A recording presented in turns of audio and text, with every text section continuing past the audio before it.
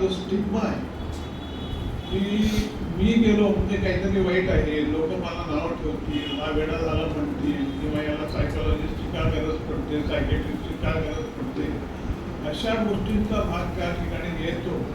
त्यामुळे हा भाग येत असतो. यासाठी थोडंसं आपल्याला अधिक पुढे जावं लागतं आणि या ना त्या कारणाने त्यांच्याशी फॅमिलीशी संवाद साधावा लागतो.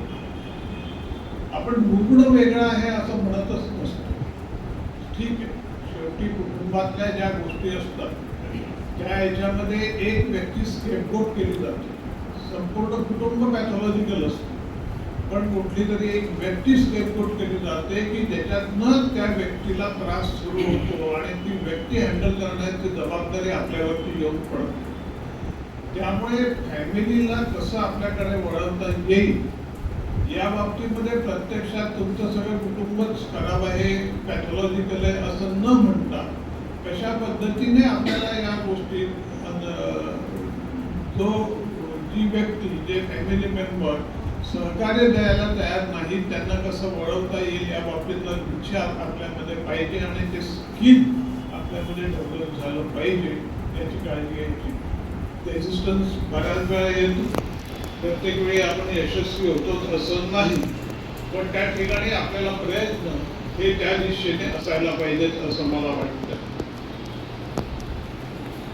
बेसिकली काही गोष्टींमध्ये विशेषतः डॉक्टर बिस्कुटेंनी सांगितलं की व्यसनमुक्तीचं काउन्सिलिंग केलं. व्यसनमुक्तीच्या काउन्सिलिंगमध्ये आणखीन एक वैशिष्ट्यपूर्ण बाब असते ती म्हणजे काय होतं माहितीये का, आज मी व्यसनी आहे,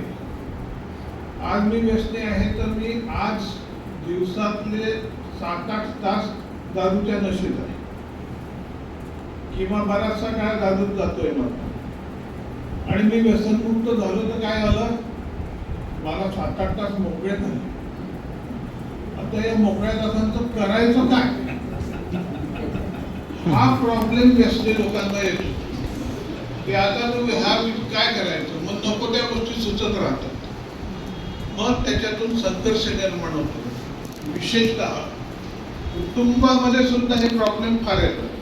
काय होतं माहितीये का, व्यसनी माणूस हा असाच आहे, हा बिनकामाचा आहे, याचा काही आपल्याला उपयोग नाही. म्हणजे घरातला करता म्हणणाऱ्या माणसाच्या बाबतीत सगळ्यांची भूमिका तशी असते की काय नाही, मग ते निर्णय घेण्याचं काम, जबाबदारी घेण्याचं काम बायको घेते, भाऊ घेतो, मुलगा घेतो, तसं झालेलं असतं. आता याचं व्यसन सुटलं, आता त्याला जाणीव झाली की मी कुटुंबाचा प्रमुख आहे, आणि मग त्या प्रत्येक मला न विचारता हा कोण निर्णय घेणार आहे, मग तो संघर्ष सुरू होतो कुटुंबामध्ये. म्हणजे व्यसन सुटतं, पण पुढचा जो भाग येतो ना की सगळं कुटुंब बिघडतं. इंटरपर्सनल रिलेशनशिप जी असते ती सगळी पुन्हा बदलावी लागते.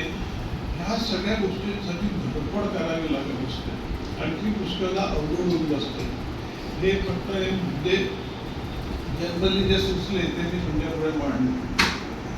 दुसरी गोष्ट, आता थोडंसं आनंद नाडकर्णी यांच्याविषयी मी बोलतोय.